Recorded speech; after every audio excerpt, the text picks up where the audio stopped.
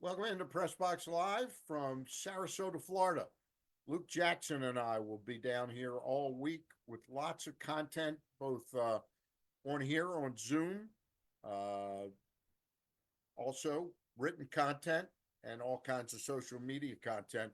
Our trip to Florida has been greatly aided by the sponsors Live Casino and Hotel at Arundel Mills, also by the Costas Inn since 1971 in Dundalk, and opening at the Maryland State Fairgrounds racetrack this spring in about a month.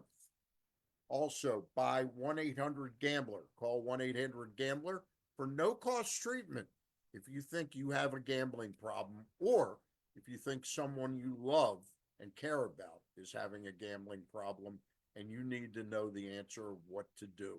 And also by our friends at Easy Pass, who make traveling oh so easy. Luke Jackson and I in Florida. And Luke, we got a witness today. We saw Tamayuka Sugano. Uh, I've seen him. I've seen him once on television, and I've seen him live down here. This guy knows how to pitch. Yeah, it certainly seems that way.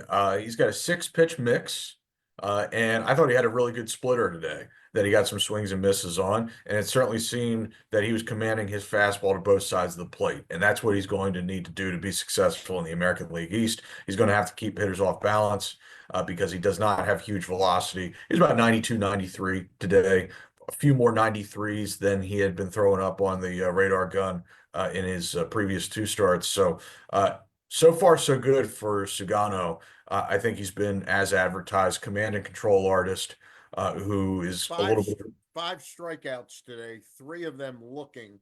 And Luke, it's easy to say, well, it was the Twins traveling party, but the first five batters the Twins put up were all major league players. I mean, Right. pretty much major league regulars. Jeffers, Wallner, Larnach, Edward Julien, uh, but A good prospect in Brooks Lee at the bottom of the and lineup. Brooks Lee at the bottom of the lineup. So very impressed today.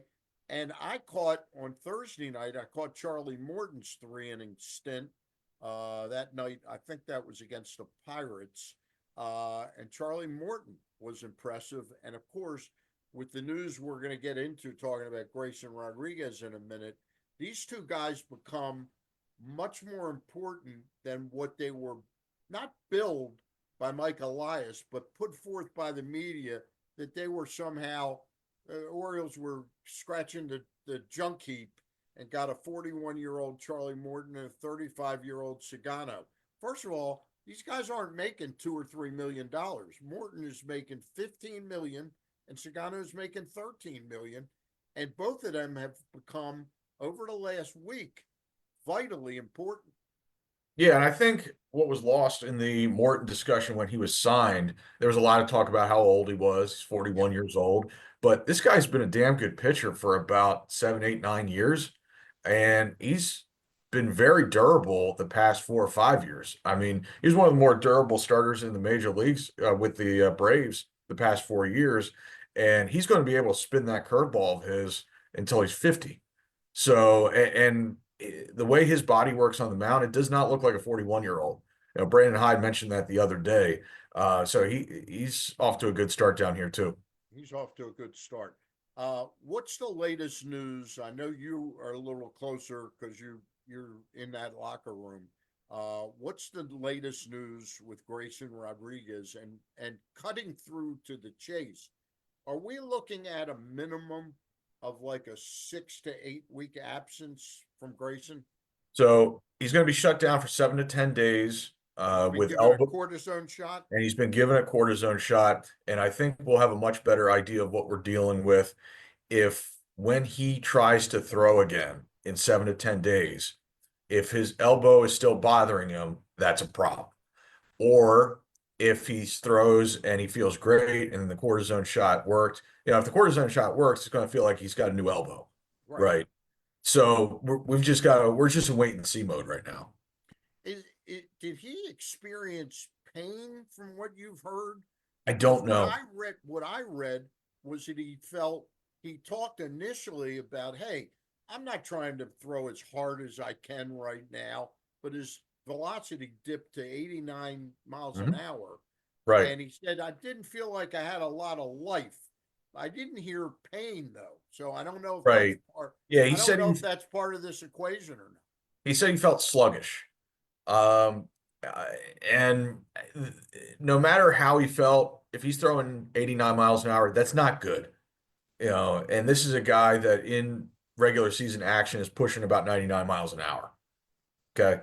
So, and I'm not saying that he has to throw 99 in spring training games, but he shouldn't be throwing 89. Yeah. And if he's throwing 89, something's wrong. Yeah. And something was wrong. Yeah. All right. We'll see. Uh, Other news in the world of baseball, by the way, the Yankees, Garrett Cole, is having some of the similar problems that he had a year ago. And Mhm. remember, he was able, at the same time, Kyle Bradish had the PRP injection in January a year ago, and they thought they were somewhat optimistic, guardedly so, that he would get back and be able maybe to grind through it. Mhm. And he did for about 3 or 4 starts, and then he needed the Tommy John. Garrett Cole somehow at the same time, I don't remember if he had the PRP injection. I Maybe don't he did. remember either. Yeah, but whatever it was, he rested it and was able to come back about mid-season and get through a half a season and the playoffs. He wasn't vintage Garrett Cole, but he was still pretty darn good. This year, so far, it doesn't look like he's going to escape Tommy John surgery. In fact, I think their team doctors have recommended that he have the surgery, and they're bringing in one of the big, not Elatrage, they're bringing in one of the big doctors to look at him for a second opinion. But I think in the next week or two, he's going to have Tommy John surgery and be Well, out for the season. well, what do they say about second opinions, Stan? Why do you get second opinions? Because the So first you one don't wasn't like very it, pleasant. right? The first one you didn't like too much, yeah. So, And I that mean, and that and that knocks them back uh because they one lost fifth. Heal too. Yeah, yeah, they've lost Gil for And they at traded least, away Cortez this offseason. yeah, So now they need Marcus Stroman. yeah. They need He might Marcus pitch Stroman. on opening day. Yeah. Well, I don't know if they need that Marcus Stroman. Will Warren's a pretty interesting alternative, He's good and arm. as Jake, what's his name with the son? Jake Gill. Jake Rill. No, not Jake Rill with MLB.com. Jake Oh, Meyer. Jake Jacob Calvin Meyer. Calvin Meyer. I'm sorry, Jake. Um, when when a person has 3 names, it's one too many. Jacob Calvin Meyer tweeted yesterday, and he was pacing my thoughts. Hey, just saying that Kyle Gibson is still out there. Yeah, and there are a few teams that could use a Kyle Gibson.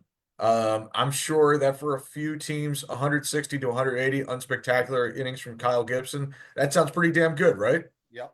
And the Orioles might be one of those teams. Who knows?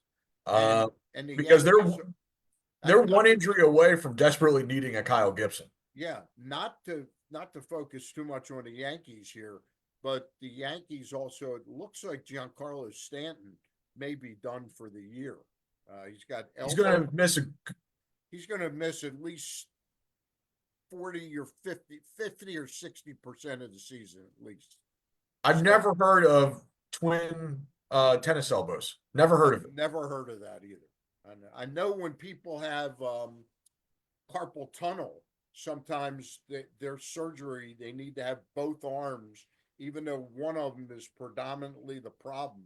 They need to have both of them operated on, but I've never I heard was of it. listening to Joel Sherman talk about why John Carlo might be having elbow issues, and he says, "Well, number one, he swings so damn hard, Right. and he is pretty extensive apparently with his pregame work, and said that perhaps that took its toll over the years. I mean, there's nobody who swings harder than him. There's nobody who hits the ball harder than him, Yeah. and maybe this is part and parcel of that. I don't know, but um, it's I'm patting myself a little on the back. I'm a Red Sox believer this year that they might jump out and be the best in the division.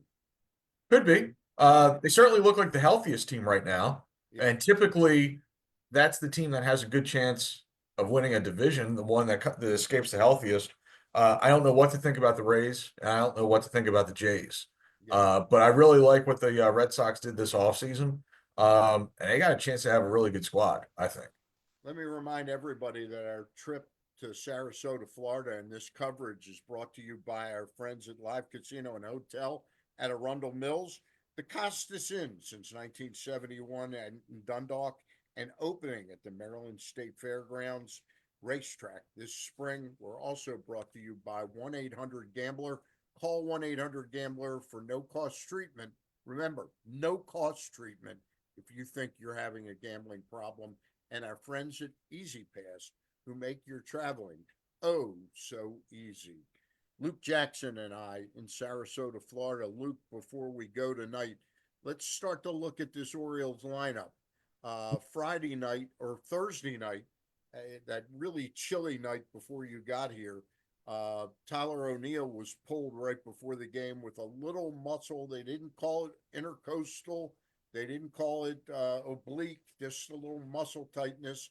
He was in the lineup today on a Sunday afternoon, a warm Sunday afternoon. And Colton Cowser, who got hit on his wrist diving back into first, he got hit by the thrown ball by the pitcher yesterday. He was back in the lineup today. So that lineup, I think Brandon Hyde's breathing a big sigh of relief right now with this lineup. Yeah, yeah, I think you're absolutely right. Especially, Colton's coming back from what was it, broken wrist? I forget if it was his right or left wrist, or the last thing you want is for him to go through something like that again. Yeah. He's a big piece to their lineup. He's going to be an everyday guy. He's going to start against lefties and righties, I imagine. And he's a big time defensive player for them. So they need him to get his 500-600 at bats this year. And Tyler O'Neill, unfortunately, throughout his career, this has sort of been a little bit of the story, right? I mean, this is a guy who absolutely crushes left-handed pitching, which is why they brought him in. But if his history tells us anything, it's probably that he's going to have a couple IL stints, right?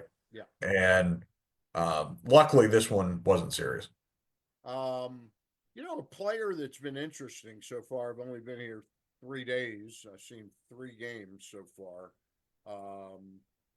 Is Ramon Laureano Okay. playing a lot, and clearly they're paid him real money. He's making $4.5 million. He's going to make the team. Yeah. He's going to make the team, and I get the sense that he's going to play a fair amount. Yeah, he'll play against lefties, and I wonder if he's going to be the caddy for Cedric Mullins.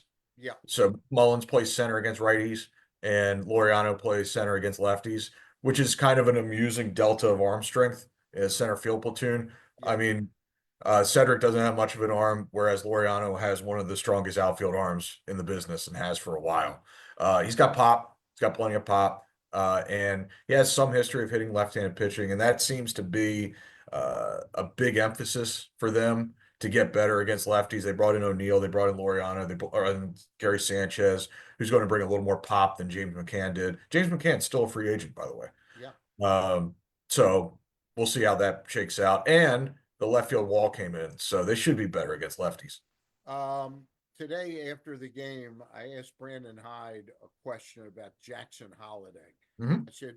I said, rightly so, last year, whenever we were asking you about his struggles, you rightly said that, hey, he's still only 20 years old. I said, how much more sort of composed and confident does he seem this year to you? And his answer, I thought, was pretty plain. He said he's a lot more comfortable, both defensively and offensively right now. Yeah. Now, Yeah. I still worry about him against left-handed hitters. Still room for him to grow into that because he is only 21 now. But I definitely think we're going to get something more out of him. Yeah, I think you're right. He looks a little more ready to me, in terms of comfortability and all that, as you mentioned. Looks more comfortable at second base. So what'll be interesting here in the next 7 to 10 days, does he get any starts at shortstop in the event that Gunnar doesn't make opening day? And in that case, you would probably go with Westbrook at second, Holiday at short, and Urias at Urias the third, third, right? which is not as good as Westbrook at third, Gunnar at short, Holiday at second. That would be better, Yeah. but that might not be an option on opening day. But I seem to think that they don't want to muddle with Jackson Holiday's development as a second baseman because for his Oriole time that he's an Oriole, that's most likely where he's going to play.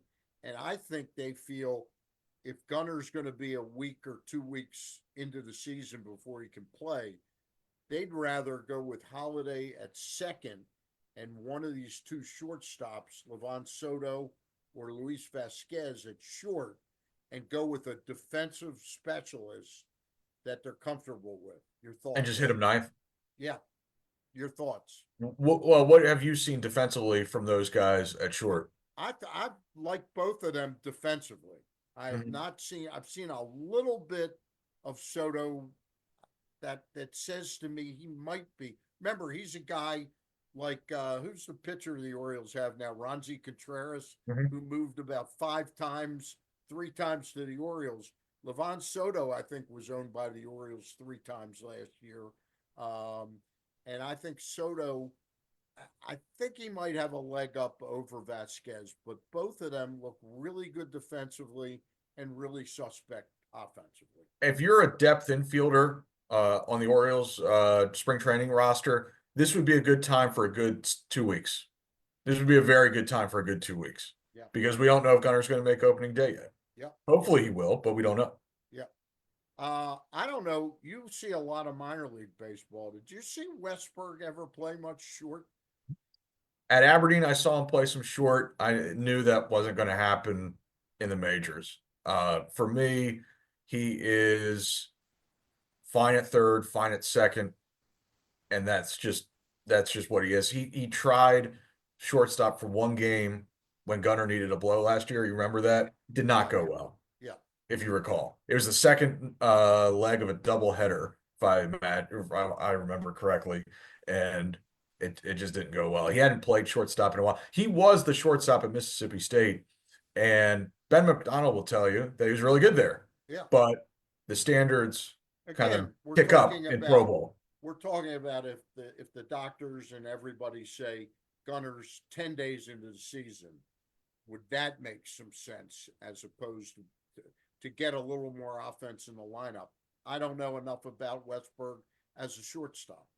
So I think everyone will breathe a sigh of relief once Gunner gets back into the lineup, hopefully before opening day, and because obviously he's pretty good, Yeah, yeah, he's one of the best players in the major leagues. he's a pretty good player, and it's a distinct absence not having him there Yeah, to date. That's going to do it for tonight. Luke and I will be in Bradenton tomorrow night, weather Mhm. permitting. 6:05 start there. It looks like the Orioles are going to start Matt Bowman and then a whole parade of pitchers doing 1 inning stints tomorrow night against the Pirates. And then Luke, I think we'll come back on tomorrow night. If anything, yeah. I think we'll come back on tomorrow night around the same time. And you were asking who is throwing Tuesday in Tampa. New It's Albert Suarez on Tuesday, Okay. who is one of the guys competing for that fifth starter spot right now with Cade Povich. Now, what So time is that? A 7:05 that's a game 105 first pitch. in Tampa? Yeah. Oh, geez, it was. I thought it was a night game. So Okay, all right. I stand corrected. All right, but anyway, we'll be back on the next couple nights with Zooms from Tampa, from Sarasota, Florida. Again, brought to you by the folks at Live Casino and Hotel at Arundel Mills. The Costas Inn since 1971 in Dundalk and opening at the Maryland State Fairgrounds racetrack this spring. We're also brought to you by 1-800-GAMBLER. Call 1-800-GAMBLER for no-cost treatment. I emphasize no-cost treatment if you think you have a gambling problem or someone you love may have a gambling problem. If you suspect that, call 1-800-GAMBLER and maybe they'll help you be able to help that person get on the phone himself. And we're also brought to you by our friends at Easy Pass who make traveling oh so easy. That does it for me and for Luke Jackson. We'll see you down the road, and that road will be tomorrow night. Bye.